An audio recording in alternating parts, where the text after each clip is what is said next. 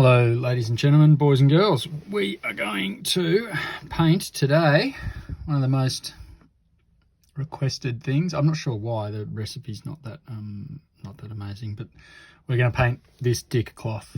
We're going to paint the Dick cloth in my leather method, and my leather method is not special at all. It is the one from Warhammer TV from a few years ago. It's the Duncan method. Yeah, it's a base of Rhinox hide and then thin layer of Doombull brown just at the ends. You'll see how I do that in a minute. Then Tusker fur. Yep. And then little highlights, ultimate edges and scratches with some Cadian flesh tone. Really simple. Through the wet palette, the brushes I use are their Workhorse, which is the Winsor & Newton Series 7 size 1. There she is. And then for the very tiny scratches, I'm going to use this Artist Opus 000. I love this brush. This is a great little brush. Probably, definitely by far my favorite brush that Artist Opus do. And I use it for this, for the scratches, and I use it for eyeballs. And that's really it. But for those things, can't be beaten. So there you go. Let's get started. So I'll just get some of this out of the pot, chuck him in the pellet.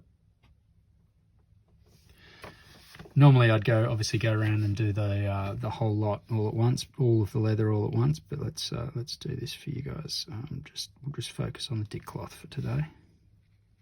I might as well actually get that pouch while I'm here. Let's do that pouch too, that's a good idea.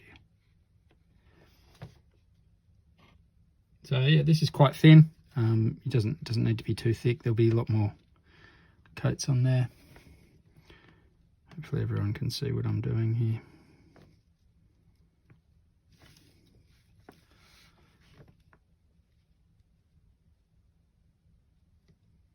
Yeah, try not to get any on the armour. Yeah, be neat.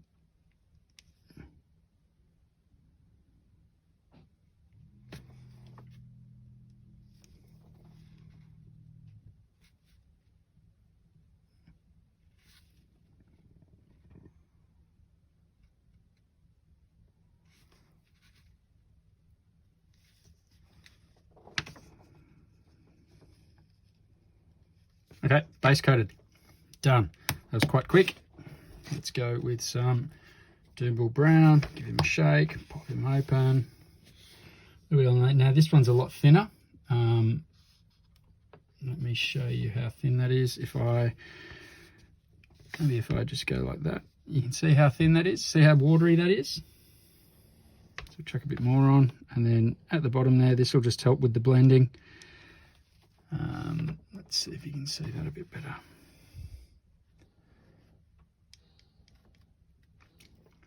And we just blend that in.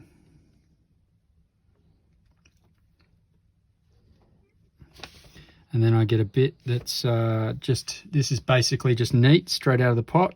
And then at the very bottom there, I'm just adding that. And quite randomly, but not so you can see brush strokes, if you know what I mean. You want to blend it, and it can have dots, because that's what sort of weathered, worn leather looks like. It looks patchy. And if you're not sure what I'm talking about, just Google worn leather, or yeah, I don't know, like, think of something to Google that is that's worn leather. I can't think of anything off the top of my head. I'm concentrating, and my brain at this time of night will only do so many things that I ask it at once. If you Google leather Dick cloth, it probably won't find it, or it'll probably take you somewhere where you don't want to go. I don't know. Maybe you do want to go there. Okay, so bit of the Doombull brown is now in there, just a little bit more randomly. We'll put a little bit up here. How are you going there? Yeah, you can see that there's a bit of Bit of a gradient to it now. Tusker fur. Give him a shake.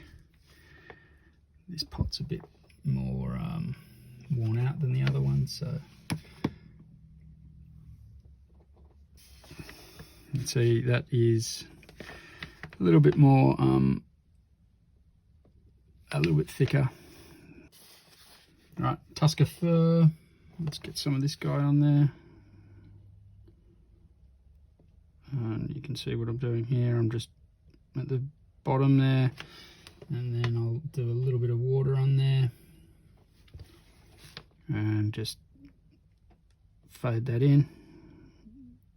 It's basically, the idea is to be darker at the top and lighter at the bottom, where this leather is, where I picture it anyway, where I picture it's getting more wear the closer it is to the ground. It's flapping around in the breeze, you know. Just, yeah, getting scratched. He's, you know,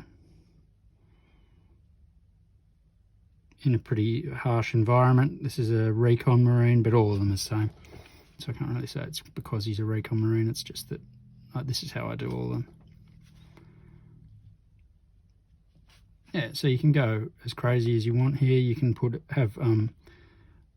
you can have more, you know, you can have the gradient of light color going further up if you want. But yeah, that's about where I'll have it. Might put a little bit more in there.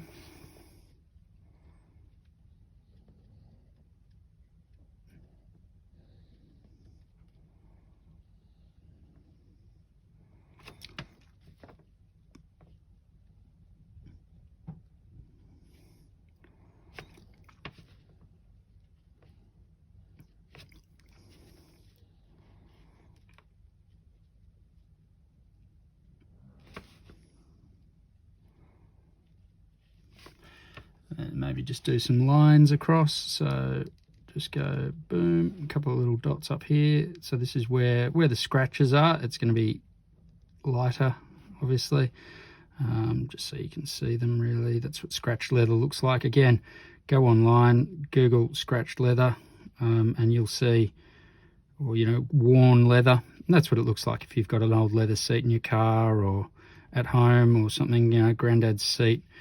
It's all, it's got a really nice patina to it. All right, now, Cadian flesh tone. This is where this is the last little bit of the gradient. So I chuck quite a bit of water on there. Let's have a look what it looks like. You can see it's like almost like a watercolor sort of look to it. And I'm just going along the absolute extreme edge there. And then we just give it a bit of a blend in with some water on the brush. Saliva also works. Not sure how bad this stuff is. I must have ingested quite a lot of it with over the years of just licking my brush. And then I will go generally this little edge here. It's quite a quick process. Boom, boom, boom.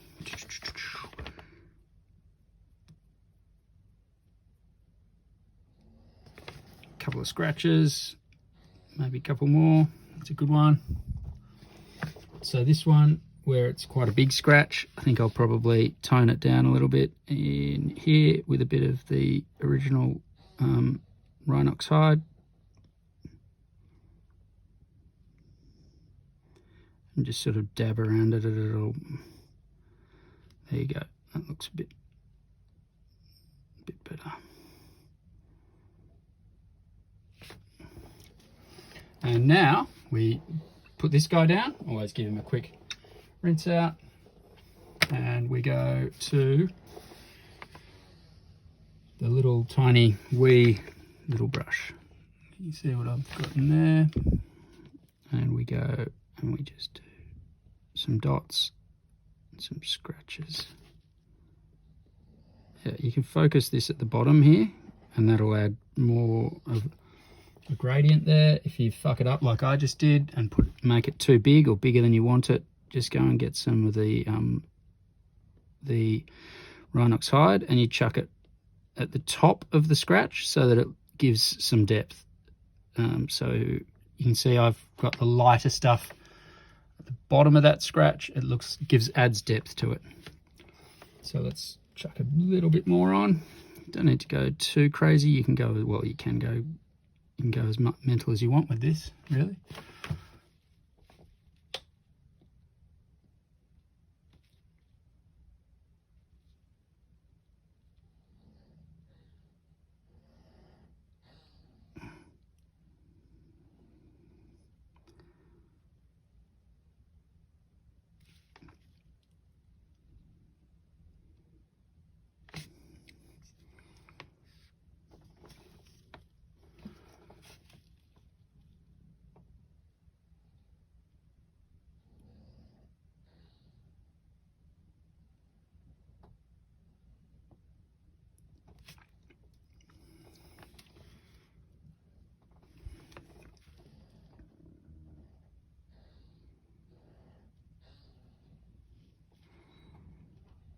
And then I'm just doing the edges of the individual leather bits.